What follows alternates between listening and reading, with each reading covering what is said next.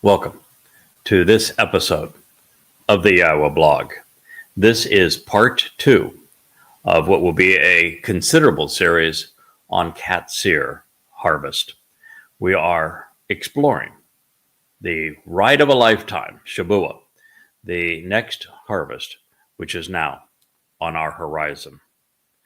To pick up where we left off in our first program, we return to the Torah, where we read, "Meanwhile, into perpetuity and forevermore, the evidence is provided within the enduring and restoring testimony to contemplate the consequence of wavering and delaying so as to be left behind on the seventh Shabbat."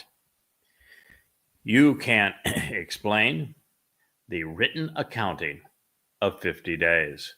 Then, with the renewing and restoring gift of the sacrificial offering, you can approach and present yourself to Yahweh. Insights here that garner attention are the realization that this ride of a lifetime is into eternity. It is a restoring witness to the eternal testimony that takes us into forever.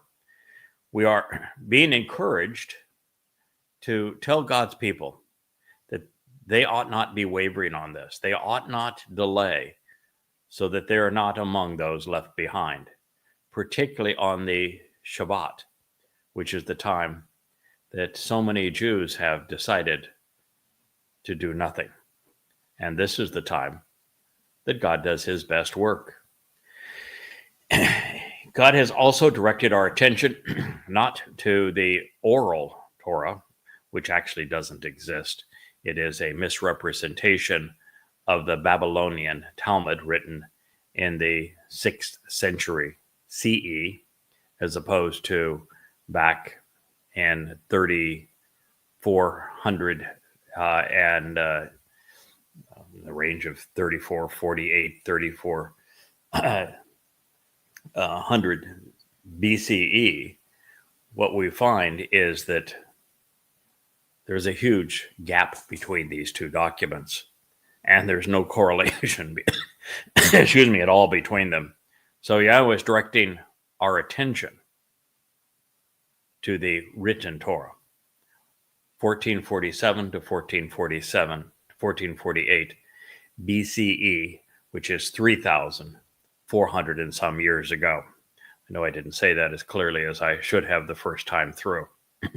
I'm a little bit distracted by my Wookiee here, who you saw at the beginning of the program, who is now looking at the seashells on my desk and wondering how he can get through the glass and get to them.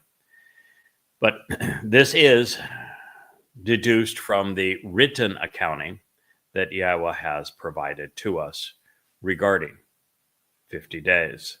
And 50 days is the the annual celebration of the bicentennial celebration of the Yobel, which is 50 years. Then with the renewing and restoring gift, Chadash means to restore and to renew. The gift is the covenant.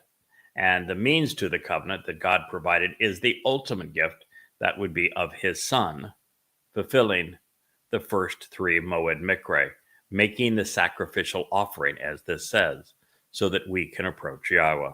It is by Dode having fulfilled Pesach as the Passover lamb, Matzah by his soul taking our guilt into Sheol, and then on Bakurim, showing us the way to become adopted into Yahweh's family, enriched and empowered by him, that we are able to approach God through the covenant on Shabuah. This is Kara called out Leviticus 23:16. So from the very heart of the Torah. The Shabbat and the Yobel, as we have mentioned in previous shows, the Feast of Weeks and the pattern of 7 Moed, the 7 days of celebration, the 7 spirits inspiring the Chodar, and Yahweh's nature, human history, and our future existence, once reconciled, are all interconnected and related, and also based, excuse me, on the number 7. It is all about sevens, or 7 sevens plus 1 for good measure in this case. When we come to appreciate this pattern, we not only understand why, but also when and how the universe was created. Why, when, and how we will return to the garden where with humanity it all began. The pattern emblazoned in the name Shabua, 7 sevens, ties all this together. It reminds us that there are 3 times each year when we are asked to reflect upon the 7 steps Yahweh provided to lead us away from the 3D world of man to living with God in this 7th dimension.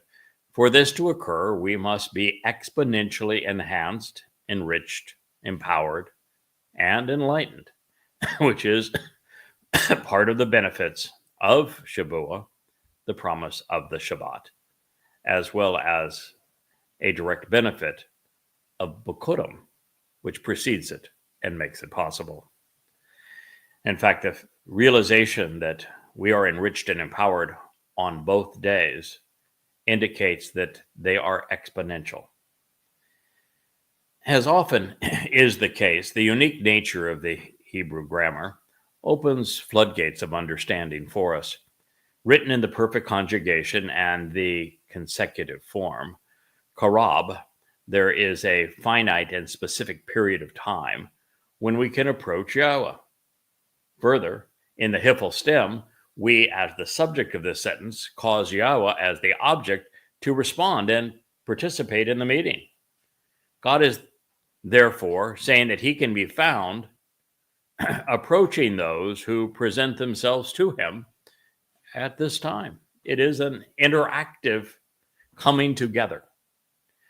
Moving on to the next interesting term, Chadash, renew. Those who have read an introduction to God, observations are coming home. Even the books of 5 volumes in Christianity know that this term appears and is wrongly translated, if you will, in English Bibles to convey the idea of a new covenant. But that's not Chadash's primary meaning. It means to renew, to restore, to reaffirm. And in this case, in Yirmiyah 31, when it is presented, it is very clear that Yahweh is speaking exactly of that, of reaffirming his covenant relationship. So it's there we realize that there will never be a new covenant, much less a New Testament, because when the covenant is reaffirmed, it is going to be with Yisrael and Yehudim, and therefore not with the Goyim church. And the only difference between the covenant as it was manifest during the journey out of Mitzrayim is that Yahweh then grasped hold of Israel, because they didn't know any better, with a firm hand, because they were also irascible, and he literally drugged them towards the promised land. Whereas the renewal of the covenant, no one is going to be dragged kicking and screaming. You're going to choose of your free will based upon what we are sharing with you as part of the Yahweh blog, or not at all. And there is yet one other difference between the covenant as it has always existed, even from the time of Abraham and through the time that Dode sacrifices enabled it, is that the Torah has always been a document that we could choose to read, to study, to apply to our lives, or in the case of many, to reject, which is what Christians and Muslims do. And you can also choose to twist it to serve a religious agenda, which is what occurs in Judaism. But when this covenant relationship with Yehudah and Yisrael is renewed. It'll be on Yom Kippurim, the Day of Reconciliations, and year 6000 Yah, which is 6:22 p.m. as the sun sets in Jerusalem on the 2nd of October, 2033. The fact is that Yah was going to literally write a copy of his Torah inside of us. And with the Torah inside of us, that pretty much does away with any chance that there could be an inspired New Testament, Talmud, or Quran. You don't go from the Torah and remain with the Torah if there was an approved detour along the way. So, in this light, more times than not, as I have shared, Chadash, which is commonly deployed to depict the renewal of the sun's reflected light on the surface of the moon, is more accurately translated renew, restore, reaffirm than it is new, especially in the sense of recently conceived or different. For example, a Kadash moon isn't what we would call a new moon, a totally black moon. It is when you can see, observe the first renewing light on the moon's surface following sunset. That would be the start of a new month. So there is nothing new or different about the path provided to walk to Yahweh. None of the steps have changed or will ever differ. In this instruction, Yahweh is speaking of the power of his Moed Mikreh to renew and restore our souls during Pesach and Matzah. He is asking us to approach him by way of the path he has prescribed in his Torah and laid out through Passover, unyeasted bread, and firstborn children.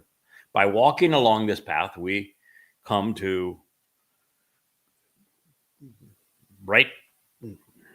the point where we're invited into God's company, where the door to heaven is opened, where we are welcomed inside as his sons and daughters. And the first opportunity that you and I, those whom I'm speaking to and who act upon the advice that I'm sharing from God, who capitalize upon it, the first opportunity we're going to have to actually walk through heaven's door and enter heaven as children of the covenant is going to occur on Shabuah. And based upon our calculations and the reasoned deductions from what the prophets have said, particularly David, this is going to occur on the Shabuah 7 years before David's return as our Messiah and King on Yom Kippurim in 2033, year 6000 Yah, which would mean that it would be the Shabuah of May 22nd, a Friday evening, the 22nd of May, 2026.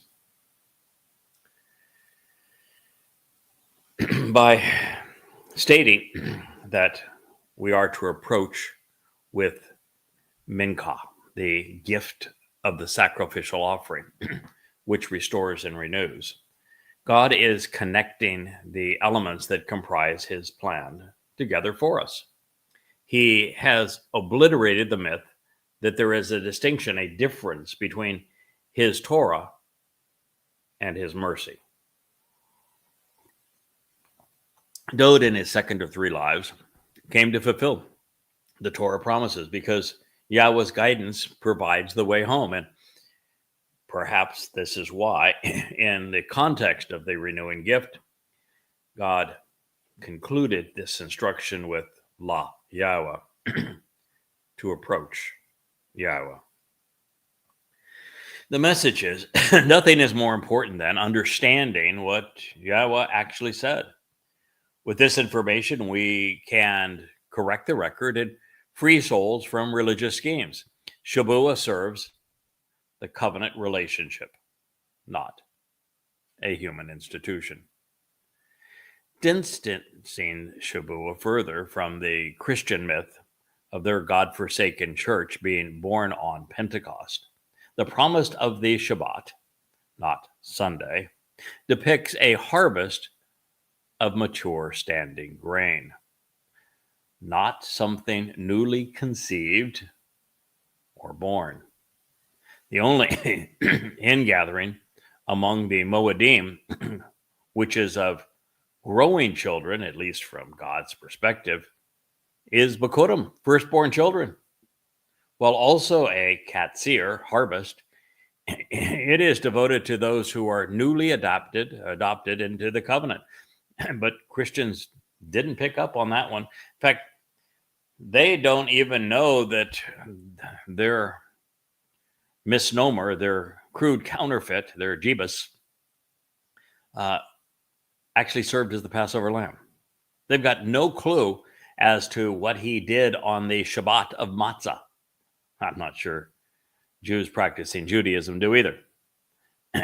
And they did not capitalize on the meaning of Bikurim, which would have at least served their agenda somewhat by leaning on the notion that their church was born on Shabuah. They made utter fools of themselves. It is a harvest of standing grain. It has not yet occurred. Further, during the Christian counterfeit, no one was withdrawn. Instead, they began to babble. They were going in the wrong direction. If they were actually celebrating Shabuah, 7 Shabbats, they would have been gathered unto God in heaven. But you'll notice even in the Christian script of the event in Acts 2, that didn't happen. Also, addressing the timing, while there is ample evidence in Dod's Mizmor and Yeshaya's prophecies that Dod's soul was released from the darkness and returned to the light, thus came home to Yahweh, as his firstborn during firstborn children, there was no discussion of a harvest of standing grain attributed to year 4000 Yah. Therefore, Shabuah remains unfulfilled. That is, if you were reading this or listening to this blog prior to Shabuah on the Shabbat of May 22nd in year 5993 Yah, which is 7 years before our Savior, Messiah's, and King's return. And what better fit for 7 sevens on Yahweh's calendar than for it to be fulfilled 7 years prior to God's homecoming? As we know, the Messiah's contributions to the covenant family continue past Pesach, when he made us immortal and opened heaven's door. During Matzah, he carried the guilt of every covenant member into Sheol, depositing it there, of course, never to be seen again. So after perfecting us in this way, through the brilliance of Bikurim, Dod's Nefesh reemerged into the light of his Father's presence. As a result, the beneficiaries of the covenant were not only made eternal and vindicated, but once adopted into God's family, we are enriched, empowered, enlightened, and enabled, ready to serve and enjoy Shamayim. Now, this is what makes Shabuah possible. By capitalizing upon what Dod has done, we're equipped, standing, ready to enter heaven. So this is the story of that promise, although it will not be the last chance, at least for Yehudim, because that will occur 7 years later on Teruah. And while there will be additional souls gathered in Jerusalem on Kippurim to celebrate Yahweh's homecoming with our Messiah, the remnant will likely be relatively few. And they are not actually withdrawn, although they benefit mightily from what occurs as the sun rises on the Shabbat of Teruah in that year. According to this plan of reconciliation, which is advanced by Yahweh and his Zeroah in harmony with the Ruach, it is long overdue that his people reject and rebuke the image of a dead god on a stick and the six-pointed Israeli star, and consider what our Father and his Son achieved for the covenant family. This is also true with the rabbinic replacement of Purim. It requires one to place their faith in the book of Esther, even though it flunks in every possible way. Yahweh's Devarim 18 test of authenticity. It nonetheless is a rabbinic favorite, just like Ezekiel, which is probably the most flagrant to fail Yahweh's test of prophetic authenticity. So why would an informed and rational person trust a capricious deity, one who contradicts, negating his own plan, one meticulously laid out in the Torah and prophets? Why trust those who counterfeit claims and authority were derived from a God they are prone to contradict, which is the case in Judaism, Christianity, and in Islam? When someone points out that it is possible for a religion to be viable if it undermines its own foundation, why do the faithful continue to believe in myths, counterfeits, and fairy tales? It really is that simple, that logical, that cut and dry. Religions that alter the context in any material way of the testimony upon which they assert their legitimacy, corrupted narratives which they claim were inspired, are a farce. This would include Judaism, Christianity, Catholic, Orthodox, Protestant, and evangelical varieties, Islam, and Mormonism. And in this case, it does not actually matter whether Yahweh's word was inspired, which of course we prove throughout these books that are behind me with all of the translations of his prophecies. But if the Tanakh was not inspired, the Tanakh would be the Torah, the writings, and the prophets. If they were not inspired, the authority of those religions would vanish, and so would their credibility, because they all draw their legitimacy from claiming that their God inspired them. And if Yah's testimony is true, these religions are all false because they convolute, conceal, corrupt, counterfeit, and contradict what God revealed. This is why it is impossible to be an informed and rational practitioner of Judaism, Christianity, Islam, or Mormonism. No amount of rationalization, justification, excuses, explanations, opinions, faith, or feelings changes this reality, nor does tradition, longevity, popularity, or political correctness. It's simply a matter of logic. Yahweh established the covenant on the basis of the relationship he developed with Abraham, then Ishak and Jacob, and then enabled it through Dod. The covenant is presented and explained in the Torah, which also details how the relationship was lived out in the lives of the Israelites, especially as they were freed from Mitzrayim. And sadly, it is mostly a tale of wayward children copying a horrible attitude. But it was affirmed throughout the prophets, who also foretold of this impending restoration that we speak so often of. The family is exemplified, of course, in Dod, Yahweh's beloved firstborn son. There has never been another covenant. The 7 Mikre are not Jewish holidays, but instead the embodiment of the means Yahweh devised to approach him. A church did not replace Israel as God's chosen. Yehudim, not Goyim, are the beneficiaries of Yahweh's fulfillment of Yom Kippurim when he reaffirms and restores his covenant by integrating his Torah guidance into our lives. Likewise, there will be no rapture on Teruah trumpets. Therefore, Peter and Paul both misrepresented Shabuah and Teruah. When we capitalize upon Pesach and Matzah, we are prepared to become Bikurim, adopted into our Heavenly Father's family.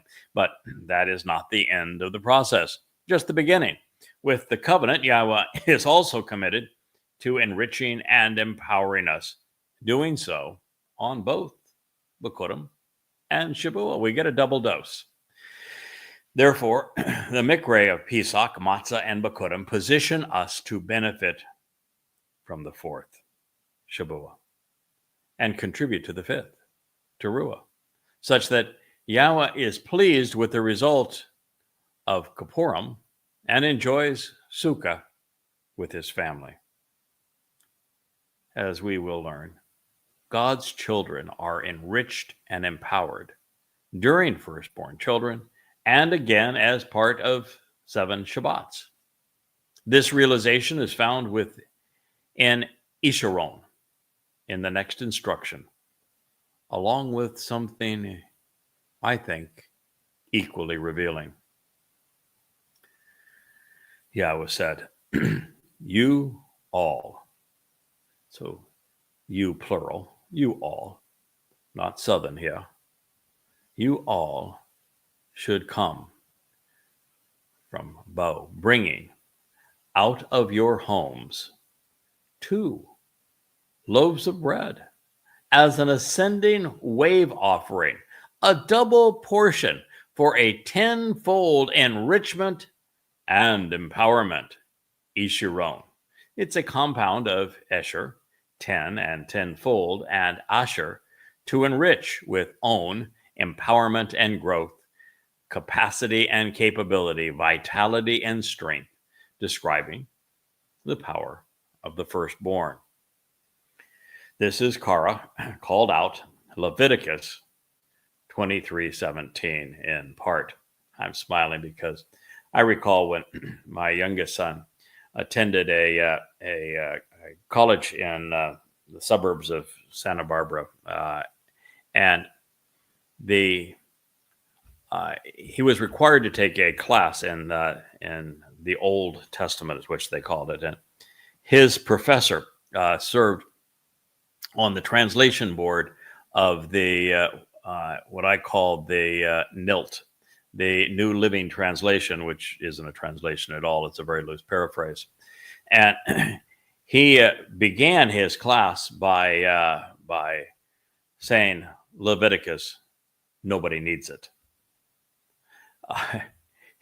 He thought all of this was a complete waste of time. Are you tired of the show, Wookie? Can I set you down? Taking care of my Wookiee takes priority. So I think God begs to differ. I beg to differ. I think Teruah is an extremely rich book. So Yahweh says, don't come empty-handed. If you want to participate in the Shabuah harvest, don't come empty-handed. Come bringing out of your homes 2 loaves of bread as an ascending wave offering. I think you'll notice that in pictures that we have already put on our Facebook page, that we celebrate it that way. We offer the 2 loaves of bread. We blow the shofar. We raise them up symbolically to God. I know that they're just loaves of bread and it's just a ram's horn, but it's the symbolism that matters.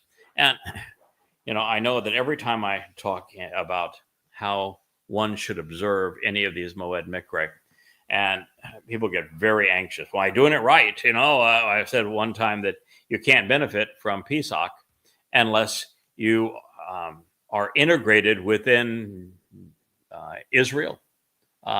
It is not something that can be celebrated apart from Israel. And So everybody got all nervous. I live in a place where there aren't any Jews. How am I going to do this if I can't celebrate with Jews? Come on, folks. It's just like Yahweh's instruction that you need to walk away from your country, from politics and religion, from the family of man. It's not about geography. It's about attitude. And this is attitudinal as well. These are symbolic things that we can do to reinforce our understanding of these things and to show, we get it. We appreciate what you've done. We understand the symbolism, and we're just showing you that we get it and that we're delighted to follow your instructions. In this case, there are 2 loaves of bread because Shavuot is a wheat harvest, and it's wheats, plural, different varieties of wheat. 2 loaves of bread because there are they represent different things. One loaf represents Israel. The other loaf represents Goyim. This is a very unique harvest where everybody is invited to attend, and the beneficiaries are those who have capitalized upon Pesach, Matzah, and Bikurim and are fully engaged in the covenant. So the 2 loaves of bread that we're asked to bring show that we understand that this is a harvest that is all inclusive. The wave offering simply indicates that we are recognizing that the grain in the bread represents souls of those who are going to be taken, harvested, if you will, gathered up into Shamaim when this Moed Mikre is fulfilled. Now, it is a double portion because the beneficiaries are 2, and it is Isharon for a 10-fold enrichment and empowerment, just as is the case with Bikurim, the previous harvest. Since the Shavuot attendees will be comprised of people from all races, regardless of gender, age, or station in life, the 2 loaves being raised represent, as I've shared, Goyim and Yehudim. Therefore, in addition to bringing bread for themselves, Yehudim are instructed to offer a second loaf for Torah-observant Goyim. This is the reason we're told that the standing grain being harvested on this day will include multiple varieties of wheat. Additionally, these loaves are lechem. And what that means is that they're yeasted. The implication is that those lifting them up know that the preeminent Yahud, the Son of God, our Messiah and King, has done what was required to remove the chemetz, the fungus of yeast, making this the bread of life. Removing the yeast isn't something we must do because Dod has already done it on matzah, which is why we celebrate matzah 7 days without yeast. And while some may be bothered by the idea of associating a yeasted loaf with the Son of God, it's exactly as it should be. Our redemption is dependent upon our guilt being associated with him and then deposited in Sheol. The Messiah removed the corrupting influence of yeast from those Shavuot is now enriching. Therefore, Yahweh is doing with the Dod what he is asking us to do relative to the existence of chemetz, yeast, in our home during matzah. The idea of empowering and enriching the firstborn is advanced in Bereshith, Genesis 49:3. It is there that we see how on, the suffix of Isharon, is used to address the ideas of empowerment and enrichment. There, Jacob said, Reuben, you are my firstborn. Bokor Ani. It's the same term that, by the way, Yahweh would use relative to Dod. He would call Dod Bokor Ani, my firstborn son. Function of my ability and might, the foremost of my abundance, empowerment, and enrichment, own Ani, of my energy and wealth, preeminent with a profusion of riches, elevated in status, honored and exalted, tremendously enhanced and exponentially energized. Bereshith, Genesis 49:3. The reason we turn to this is I wanted you to understand Yishuron and how the own suffix to Yishuron conveys not only this idea of empowerment and enrichment, but all of the things that follow that, being preeminent, receiving a profusion of riches, which means the inheritance of the firstborn, being elevated in status, being honored and exalted before God as his sons and daughters, tremendously enhanced, exponentially energized as we go from being three-dimensional to seven-dimensional. All of that is being conveyed by Yishuron. And Yishuron would be a tenfold abundance and empowerment and enrichment and profusion of riches and honor and enhancement and energy. This is a really good thing. Now, if that were not enough to underscore Yahweh's intent with his firstborn Dod, and especially as it relates to own, consider Devarim 21:17, Deuteronomy, which I suspect is prophetic of the way man has treated God's firstborn son. It reads, "Indeed, therefore, the firstborn son of the one who has been discriminated against, he will be recognized by giving him a double portion of every benefit the relationship has to offer. This is because he is the first and finest, abundantly empowered and enriched, making him the recipient of tremendous energy. Regarding him, it is the right decision regarding the birthright." Those who were both from the Torah, but this particular expose on power on own comes now from the prophets. And in this past statement, where we have read that the firstborn son who was improperly discriminated against, that he is going to be recognized as the Nakar. And there is a very real possibility that Yahweh's style, which is to showcase dual fulfillments in a single prophecy, that this not only applies to the Bakor, the firstborn son of Yahweh, who has been discriminated against and who has often been disliked and disparaged, even shunned. It clearly also applies and is stated here to his Nakar, which is the observant foreigner, who has also been disliked and disparaged and at times shunned.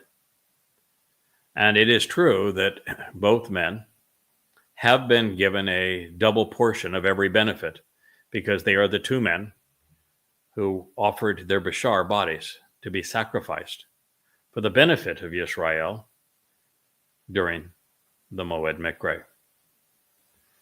And that would mean that from God's perspective, both men are among the finest and the first to be abundantly empowered and enriched in this way. This is where own comes into the testimony, making each of them a recipient of tremendous energy, which you would need. Dode's job, being a prophet, being a Messiah, being a king, being a shepherd of his people, being the primary defender of his people, and also carrying the burden that he knew he would come back to endure Pesach and Matzah, leading to Bikurim, and then have the ultimate responsibility of being the leader of the universe forever. I'm going to tell you, that takes a lot of energy. And I am simply his herald. And this job requires more of a man than anything I have ever experienced. And I would dare say more than what almost anyone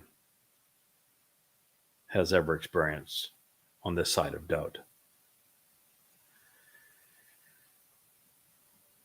So this is from the prophets.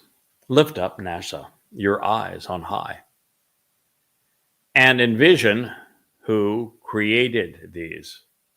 It is he who brings out the vast array of the heavenly host with the narration of the story, reading and reciting every one of them by name. Out of the magnitude of his own, of his power, strength, and wealth, his vitality and generative influence, capability and resulting possessions, ability to empower and enrich, all from own. And because of the steadfast commitment and determination, as well as ability, no individual will be left lacking. Yashayah, deliverances from Yah. Isaiah 40:26. The one who created the universe is offering us a share of it, including the ability to participate in really what it took to conceive it, because we'll be given the chance to create a new one. Now, this is sufficient to affirm that we have correctly translated Isharon, thus a tenfold enrichment and empowerment. But I think we learned other things along the way. As we continue to consider the meaning of Isharon, please understand that the Hebrew verb to tithe is ashar, not Isharon, although ashar also speaks of being enriched tenfold. However, if a tithe was intended, the gift would have been food, wool, or wood, not money. Paying pastors and priests is a human invention, one conceived and promoted by Paul as the Christian interpretation of a monetary tithe, although quite clearly rabbis have perfected the art of religious profiteering. I guess it's good to be good at something, right? Even if it is reaching into the pockets of those you're deceiving. Oh, maybe not. Now, this context is not conducive to the notion of a tithe because it is stated as a double portion and not a tenth. So we must pursue the most logical connotations for Isharon if we are to understand Yahweh's intent. And when we do, the first thing we learn is that while Isharon shares an association with Ashar, 10, it is also a compound of Asher being enriched and On being enabled and empowered. And these specific gifts represent the benefits of the covenant, along with becoming immortal and perfect en route to being adopted into our Heavenly Father's family. Even more telling is the purpose of Shevan Shabbats, to Isharon, enlighten and empower the children adopted into the firstborn family, that we find that from this perspective, supplying food, shelter, and warmth is typical of the Isharon because it is focused on providing the very things that enrich a family and help it grow. Well, most would not equate enrich with enlighten. It is appropriate because Yahweh enables and enlightens his children.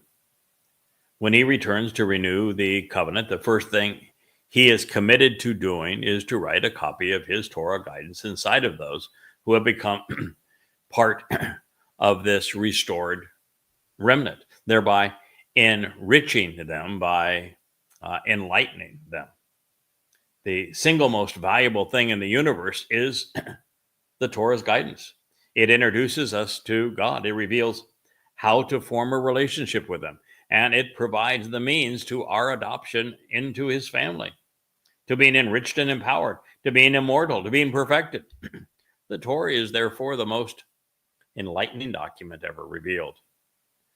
Yah even calls his Torah light, the epitome of enlightenment, especially when we realize that Torah means teaching.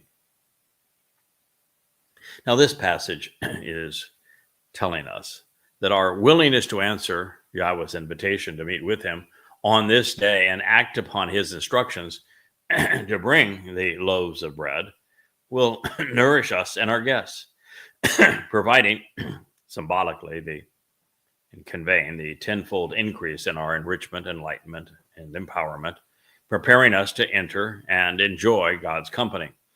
Since we are dealing with the result, of Bakota, the foremost contributor to the second of three harvests was Yahweh's Bakor, his firstborn son. Now, under the auspices of full disclosure, there are two ways to convey on in Hebrew. It can be scribed with an Aleph as on, which would be Aleph Wa, consistent with the version we have been considering, which, if you're looking it up in Strong's Concordance, would be H202. But it can also be written as Ain, as in Ain Wa, where the feminine of Ona, it means to live together as if mother and father. Strong's H5772. The latter is from a family of words based upon Ana, which means to answer, respond, and reply. The pictographic characters comprising Ona reveal that the proper perspective on being grounded while securely growing as children leads to becoming an observant adult. And On, which is Aleph Wa, as father and child with God protecting his children as they grow. The Nun is what follows the Aleph Wa, and it's Nun, and it represents it's drawn in the form of a sperm, actually. It is said to depict a seed that takes root and grow, but it is quite clearly representing a child, while the Aleph represents Ab, our father. So it is a father with the Wa, the tent peg, creating a more secure environment, protecting his children as they grow.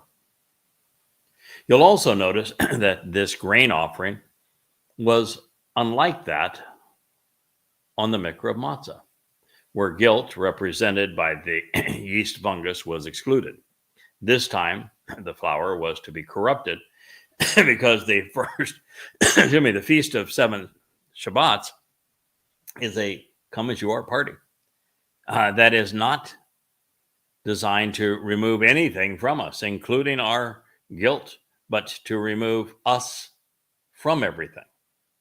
During Shavuot, those who have already availed themselves of Passover's promise of eternal life, and yesterday bread's promise of perfection, and Firstborn children's promise of adoption, enrichment, and empowerment as part of God's family are Ishiron, enriched, enlightened, and empowered, yet again, preparing us to live alongside our Creator.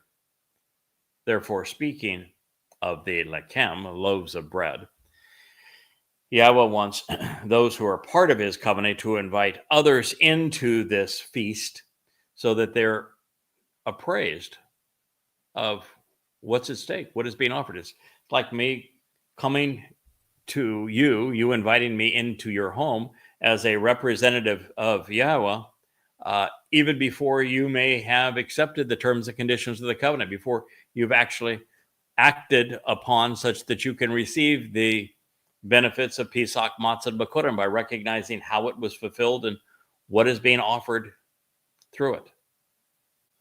So, speaking of the lechem and the loaves of bread, Yahweh reveals next. They should be comprised of fine flour, the highest quality ground grains, with the hulls removed and the chaff stripped away, baked with yeast, chametz, fermented and embittered, puffed up by the culture of the fungus. For the firstborn children, Bikurim, to approach Yahweh. This is Kara called out, Leviticus 23:17.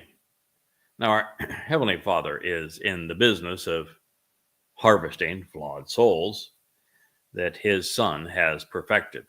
As a result of the Messiah fulfilling Matzah, his Bikurim, firstborn children, can be gathered and withdrawn out of the world of war and deceit, religion, and politics. In fact, it will never be as bad as what begins with the time of Jacob's troubles, which commences at the time of the Shavuot harvest. They are coterminous. The result is going to be direct access to God and a privileged inheritance. We will become God's sons and daughters, gaining access to him and all that is his. Through Pesach and Matzah, Father and Son prepare us to enter their covenant home. Pesach opens the door to life and to Shamayim. And we are then adopted during Bikurim after we're perfected on Matzah. And yet, this does not cause an immediate withdrawal from the material realm, at least not during Bikurim. That would be the worst thing God could do. And he doesn't typically do dumb stuff. If he removed us from the world, who would convey his message? Who would be speaking to you now, encouraging others to join his family? And yet, the harvest of the covenant's children is ultimately necessary, and it is inevitable. It is just a matter of when. And Yahweh's answer is well conceived. He scheduled the removal of his bereth for the beginning of the 7-year time of Jacob's troubles, which is why it's called the promise of 7. And this is the time when the entire world turns violently against God's people. He is giving us every opportunity to compile a written and video legacy now for Yisrael, while also keeping those he loves in his family safe. This is by design for both of the evacuees and those left behind. Our Father has an obligation to protect his children. And at the same time, knowing how recalcitrant Jews have been throughout the millennia, God knows that life must devolve to the point that there are no other options left for them other than to return. And with the voice of reason and compassion gone, their backs will soon be up against the wall, and there will be one direction to go, and that is toward Yahweh, finally coming home. Yahweh has arranged for 2 of us in particular to return. After a departure on May 22nd, 2026, that will include Yada, who is Doge Bashar. He will be joined by, after a passage of 3.5 years, the exceptionally articulate Elia. And then what we're going to find is that on the 1st of Abib in 2030, we will appear, the prophet Elia and myself as Yada, on the Temple Mount. And working together, we will cultivate the teruah gleaning, the ultimate sacrifice of the Adamah Parah, come the Shabbat of teruah, and then, of course, the Day of Days, the Kippurim homecoming, such that Yahweh and his Son are pleased with the result. Now, as we ponder the implications of Yahweh's prophetic portrayal of Shabuah, we notice that fine flour is surrounded by those who are still embittered by the prevailing and invasive culture of our day. This is particularly telling because it means that by asking the covenant's children to walk away from the chaos of Babel, from religion, conspiracy, and politics, God is not telling us to live as hermit crabs on isolated sandbars. So I suppose islands in the middle of the Caribbean Sea is still permissible. Instead, he wants us to disavow our affinity for the ways of man while remaining in the very places where our witness will be the most effective, in the midst of it all, which today, of course, plays out in social media, on X, Facebook, and YouTube. We are the white stone on a black shore, the light in the darkness, the credible voice in an ocean of religious, military, and patriotic insanity. These books behind me are posted online, as you know, at yadaya.com. And while that is a bright spot in a dark world, online, our home is surrounded by some of the worst toxin man has ever devised. So the series of books branded under Yahweh's name are also available, many of you know, at Amazon, which is the world's leading bookseller. And they appear in the midst of offerings that are far less than divine. But as you have recently discovered, we are now the voice of Yahweh calling his people home, asking you to invite us into your home so that you come to know the truth about God, that you understand the benefits of the covenant, that you appreciate what was being offered through the Moed Mikre, become familiar with Yahweh's name again, and reacquainted with your Messiah and very Son of God, your returning King, Dode. And it is through these Yahweh blogs that we are accomplishing that mission. And so our primary place of interaction now is online at the Yahweh blog, at Facebook, X, and YouTube. And we appreciate you listening to us there. And we would greatly appreciate it if you would befriend, if you would follow, if you would subscribe, if you would like, and if you would share, because all of these sites are driven by those actions on your behalf. And you can participate and help us reach more of God's people, to enrich the experience and forevermore by contributing in these ways. Now, also, as we have discovered, Yahweh has an affinity for flawed people. Abraham, Moshe and Dode were marvelously imperfect. Genuine as they come. Each serves as a model for us, not always by their actions or feelings, but instead by how Yahweh was able to work with them and through them. They knew Yahweh, they loved Yahweh, and they relied on him. And that made it possible for God to achieve wonderful things through them. Now, since 7/7 is a come as you are party, there is the expectation that many of those who have been invited to listen to God's message will be corrupted by either a legacy of Mitzrayim, which is the crucibles of religious and political oppression, or by Babel, which is the integration of religion and politics to confound and deceive.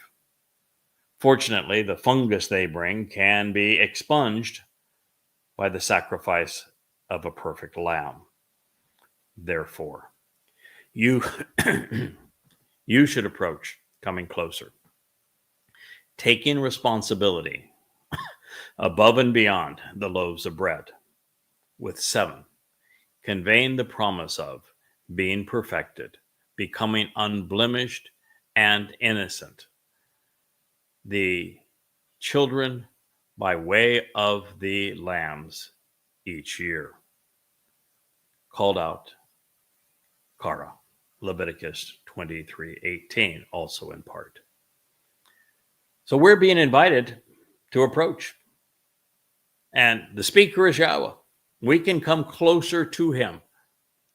And we do so by taking responsibility, going above and beyond these loaves of bread. And that is through the recognition that this day, Shavuot, is all about 7 and conveying the promise of 7. This is just 7 years before Yahweh returns. It is the realization that there are 7 Moed Mikre. The realization that even now speaking to you is the man who has been imbued with the 7 spirits of Yahweh.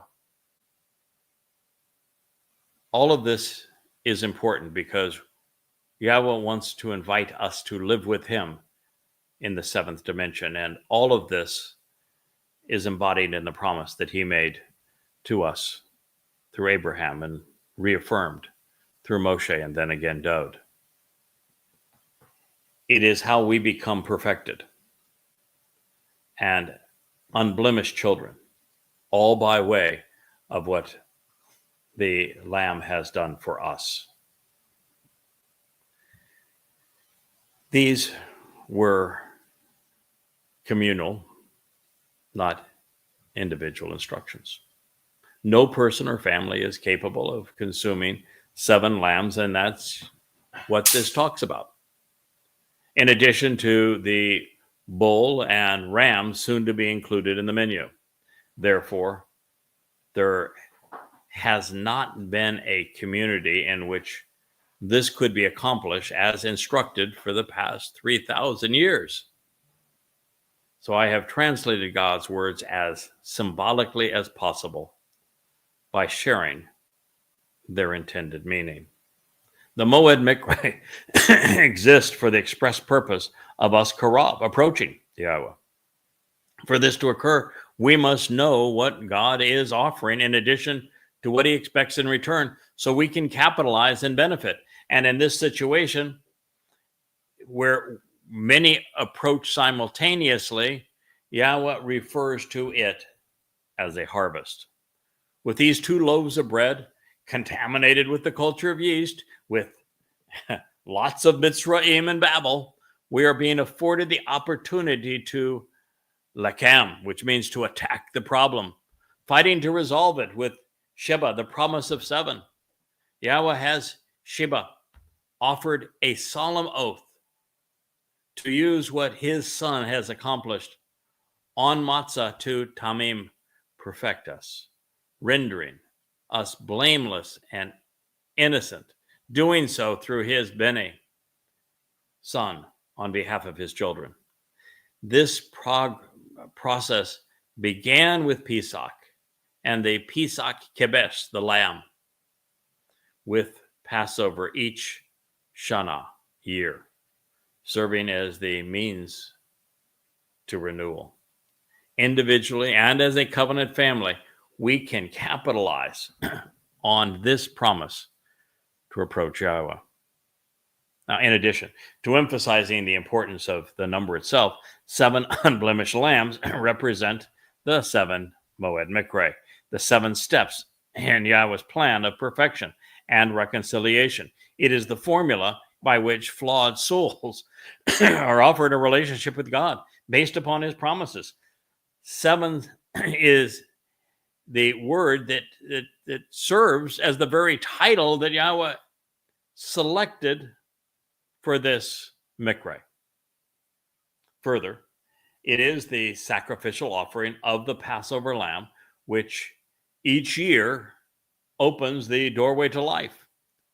This, combined with the removal of Mitzrayim, religious and political corruption during unyeasted bread, prepares us to approach God and to be adopted as his Bene children, because we are now seen as having become Tamim, perfected.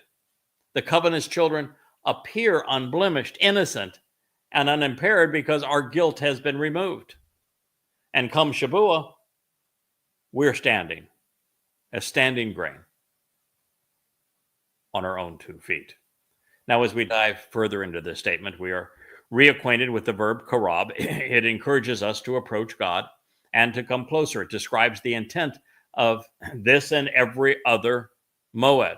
And yet, in an effort to support existing translations and religious rituals, some Hebrew dictionaries suggest, without regard for the word's etymology, that karab means to present an offering.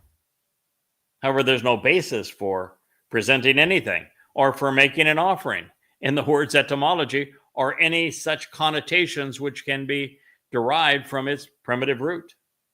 Therefore, this unsupported definition is most likely the result of rabbis not understanding God's instructions and of religious publishers being more comfortable conforming to previous interpretations than to be accurate. As added evidence for this conclusion, there are many Hebrew words for make, none of which are remotely related to karab. The primary Hebrew word for present, especially in the sense of making an offering or providing a gift, is minka. And since minka is also the most commonly used Hebrew word for offering, it's the term Yahweh would have chosen in this context if he wanted to convey present an offering rather than karab, draw near and approach. And if God wanted to write sacrificial offering, he would have used zebach, tanupa, or ternuma, not karab. The next time we encounter karab, we will be asked to appear before the feminine manifestation of God's light. This occasion will be on Yom Kippurim, the Day of Reconciliations, as presented in Leviticus 23:27. With so much at stake, we want to be especially diligent, confident in our research, that we render the verb karab and the object isha accurately. God has a gift he wants to bestow upon us, one which not only prolongs our lives and protects us, but what also enables Yah to raise us as part of his covenant family, enriching and enhancing, empowering and enlightening our souls. This is a mechanism that God is insistent on being able to offer, and it is provided through the benefits of the Moed Mikre. Now, the very reason that Yahweh gave us a nesama, conscience, is because he wants us to be discerning. We must use this uniquely human capacity to reason and exercise good judgment if we want to understand the message he is conveying. Therefore, since there is no such thing as perfect without defect or blemish, Tamim was used to reveal the result which is Yahweh's desire to perfect his covenant children as a result of what his son and he achieved on Matzah. Symbolically, our guilt is transferred to the Zeroah, who carries it away, with the Messiah having done so under the auspices of the Mikre. We are afforded the opportunity to appear blameless before God. Our salvation, therefore, is a fait accompli because, well, we're perfect. And if we have no guilt associated with us, there's no reason to be judged or to endure a trial. We just pass right through. Such is the truth behind Pesach and Matzah and how they enable Bikurim and Shavua. This is what Yahweh is offering, allowing us to decide whether or not we individually want to accept his generosity. Now, as a derivative of tamam conveys how this occurred. The Lamb of God fulfilled the mission and did so perfectly. Dode met all of the requirements needed to finish the job, accomplishing all that was necessary to make us whole and complete forevermore. So, speaking of perfecting, Yahweh requested 7 lambs to remind this corrupted gathering of Yehudim and Goyim, men and women, young and old, rich and poor, that 7 conveys his promise. It is by completing the journey through all 7 Moed Mikre that we are afforded the right to live with our Heavenly Father forevermore. And this concludes the 2nd episode of our journey to and through Shavua, home. This has been the Yahweh Blog, and I am your host, Craig Wen.